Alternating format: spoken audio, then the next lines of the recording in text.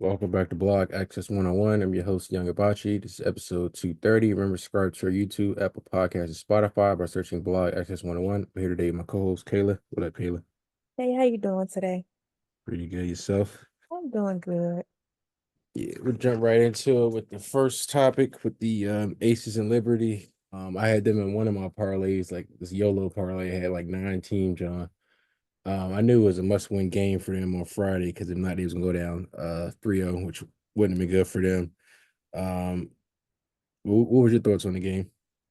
Ooh, I think it started out pretty good. Third quarter, they had a complete collapse on the New York side. So yeah, I don't know if they want to win. I don't think they need to play like that anymore. They need to really step it up with the other teammates involved. Yeah, they had 6 points in the third quarter. That's Yeah, I think the Vegas Aces went on a like 20-0 run or something like that. That was crazy. yeah, they definitely was playing like this was a must-win game. They need to play like that for the remainder of the series and really throughout the remainder of the playoffs so they want to three-peat. I think obviously the winner of this, in my opinion, winner of the series wins the WNBA championship. So Oh yeah, I definitely agree with you.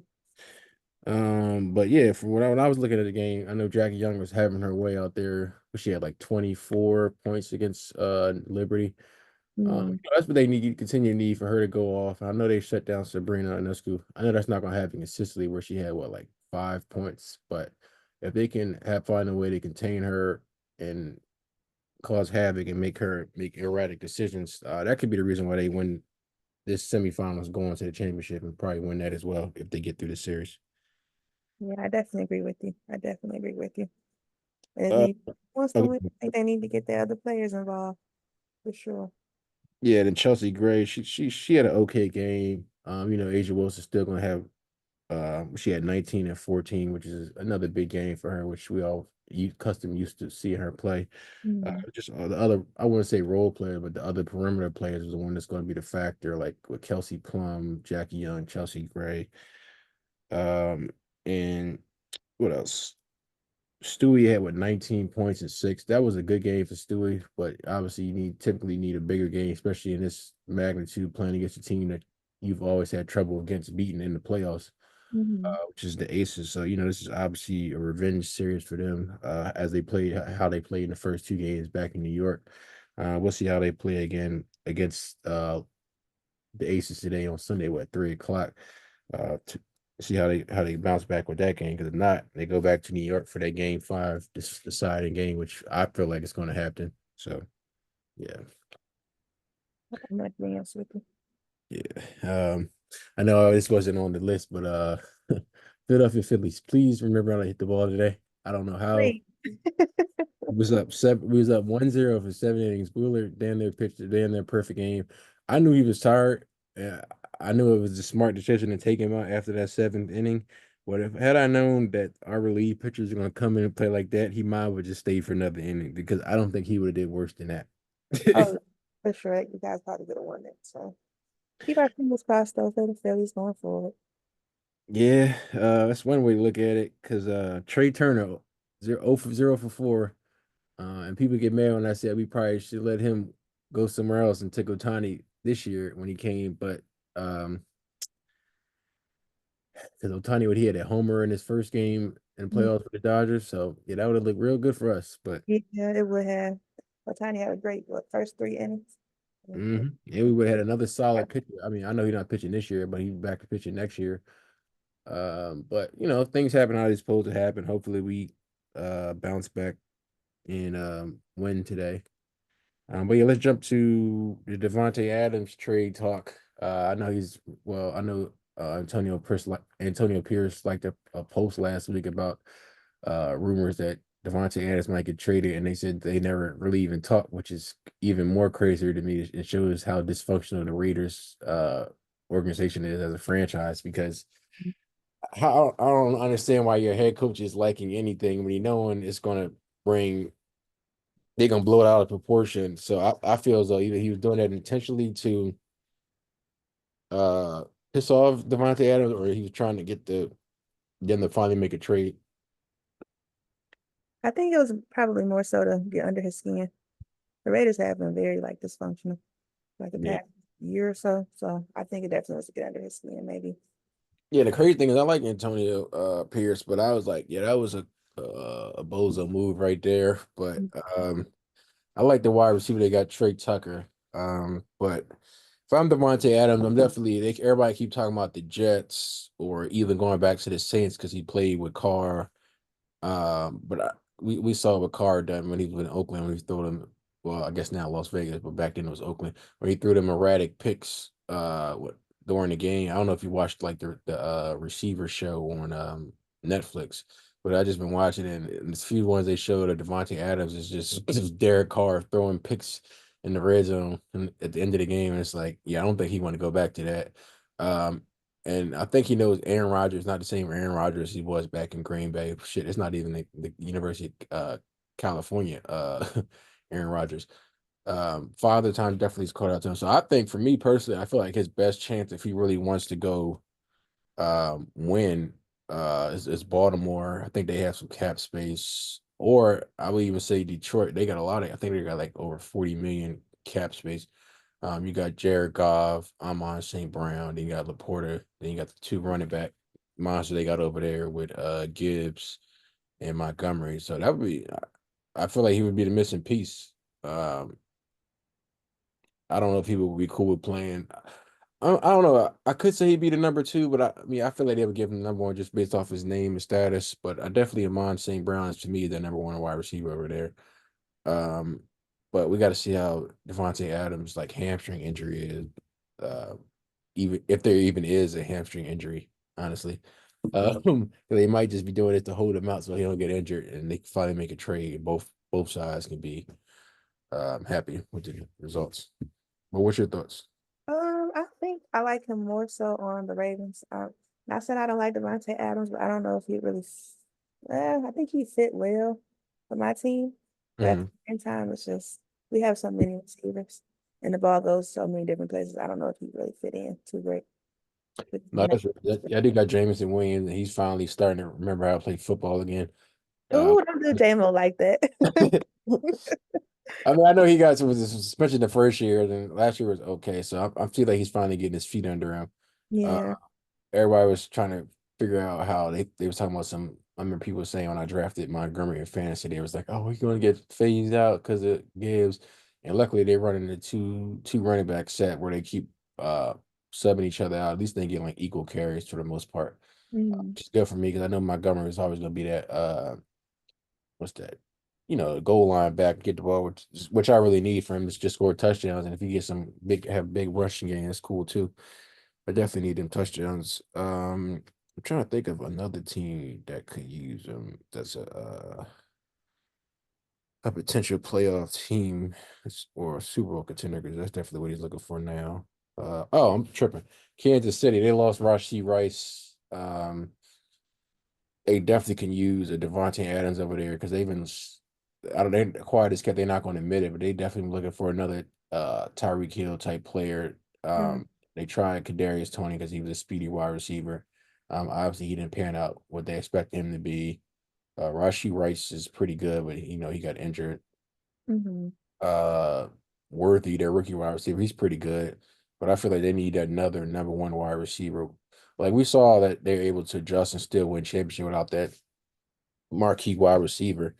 But it would just make their job easier. As we saw with Patrick Mahomes, definitely been playing underwhelming than what he typically plays throughout the season. So, although they're still winning, they definitely show that they need a wide receiver one. Obviously, Travis Kelsey is probably a Hall of Famer. Not probably is a first ballot Hall of Famer tight end. But they still need the number one wide receiver to complement him. They finally realized again to start throwing him the ball. I don't know what the hell they were doing. I'm just glad they finally thrown it to him because I was tired of him scoring like 6 or 7 points for me in fantasy. Oh Uh, yeah. but I think that would be a good move for them to go after Davante Adams. Now I don't know if the Raiders trade to AFC West, I wouldn't call them a rival because they have no shot at ever beating Kansas City. But just the team in the division. Let me see what other team could potentially use him as a playoff team. I like him though for Kansas City. I Yeah, definitely. that'd definitely be the right move for them if I was them making that decision if they want to win. But I heard them like speculating about trying to trade back for Tyreek Hill. I think that would be a better alternative, in my opinion. So, No, that's right. They definitely miss each other. I mean, Tyreek Hill still had a hell of a season last year, but Tua is a quarterback. I think is me. I feel like he need to retire. It was just about his fifth or sixth concussion in about 3 years. Um, yeah, that's not good. Especially with the CTE coming around. I'm shocked they haven't ruled him retired. Talking about he's not going to retire yet, and I'm like, yeah, that's not a smart decision. Um, because like after a while, like I feel like he'll still be good now, but when you get in the 50s, 60s, you're gonna start slobbering in the mouth and think back to like, damn, I probably should have retired. That's what happened. Oh yeah, you're a Detroit fan. Like everybody's like, oh, why Calvin Johnson retires so early? That's when CTE was becoming a thing. He probably got scared, rightfully so, and was like, I'm just gonna retire. I think he's the best wide receiver ever played the game. Obviously, the numbers don't add up to that because he retired early. But I was like, you look at the early numbers. I think he was like definitely had better was up there with Randy Moss and Jerry Rice from the work he did when he was healthy. Um, and what he's like 6'5", running like a 4.3, like that's a freak of nature right there. yeah, definitely. Yeah, it was good. It was good era seeing him. I know a lot of people were happy when he retired, especially like people with cornerbacks and DBs that had fun. So yeah, but let's jump to the uh parlay, sports betting locks, and then our picks for the week. Did you want to start off with your parlays or? I'll let you start off. I got a couple written down that, I think could happen today. All right, bet. All right. So I did the teaser, John. I got the under 46 and a half for this Jets and Minnesota game. So far, it's looking like that's looking good. I need this game to hurry up and end because it's shit like watching paint dry. Uh, I took Tampa Bay with the plus 8.5. Luckily, they was able to cover that. I took the Ravens plus 3.5 for the teaser. Then I took the plus 9.5 for the Panthers over the Bears. Took the over 43.5 between the Cardinals and the 49ers. I think that's going to be a high scoring game. And then I took the plus 3.5 on the Broncos. I finally get on the Broncos bandwagon and say, okay, they might be legit. Because that first, when they beat Tampa Bay like that a few weeks ago, I thought that was a fluke. But then they beat up on the Jets last week, and I was like, oh, okay, they might be real. Um, then my parlay, I did the minus 3.5 spread for the Commanders over the Browns. I did minus 2.5 for the Broncos. I took Green Bay money line over the Rams. That's a no brainer. They don't have Puka or Cup still, although Tutu is having good games and Demarcus Robinson playing well.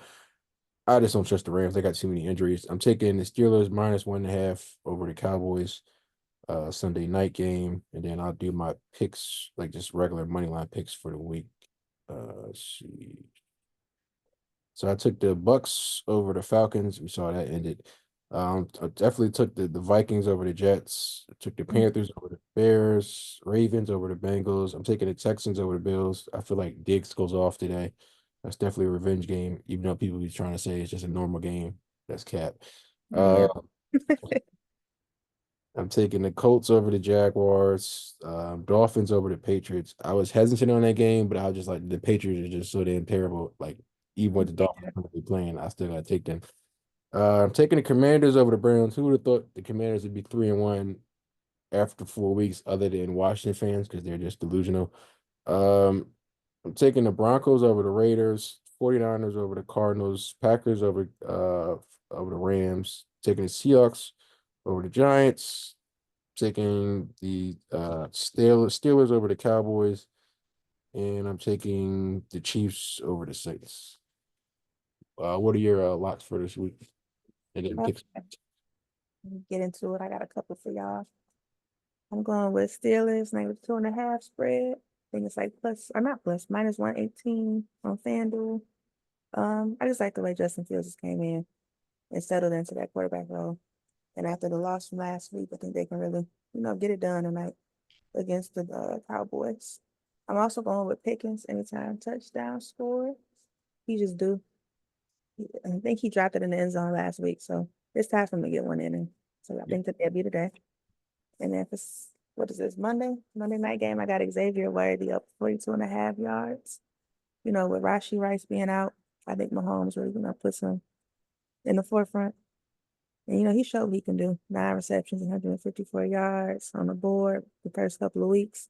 So I think tomorrow's game will be a monster game and help them avoid the upset at Arrowhead. And I got a parlay for y'all. I got Cole Kmet over 27.5 yards. Derrick Henry over 7.5 receiving. Jerome Ford, 2 receptions. Jalen Waddle, 4 receptions. Stephon Diggs, 4.5 receptions. Revenge game. I think he gets it done.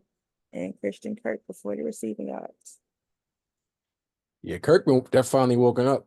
They finally started throwing him the ball again. I don't know what they're doing over there in Jacksonville. They had really last year they didn't throw him the ball. Then you had Kirk. Last year Kirk had a decent season, but now they didn't want to throw him the ball because Brian Thomas been going off. But I'm glad they finally realized they can just get the ball to both of them. And then, yeah, that Worthy one is definitely good because that's the main wide receiver right now. Because Sky Moore definitely hasn't panned out what they wanted him to be. So. Mm-hmm.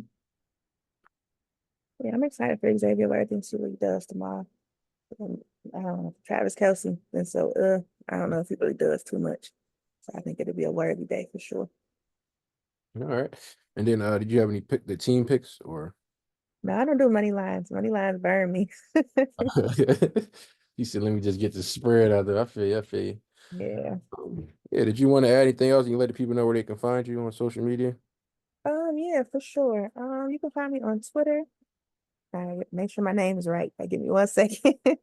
Kayla Andretti with 2 eyes. Yeah, I do sports betting. Talk a lot of, crap on Twitter. Complain a lot about the players and their performance, but yeah, on Twitter for sure.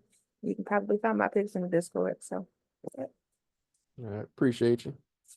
no problem. Thank you for having me. It was a lot of fun. No problem. Appreciate you coming on.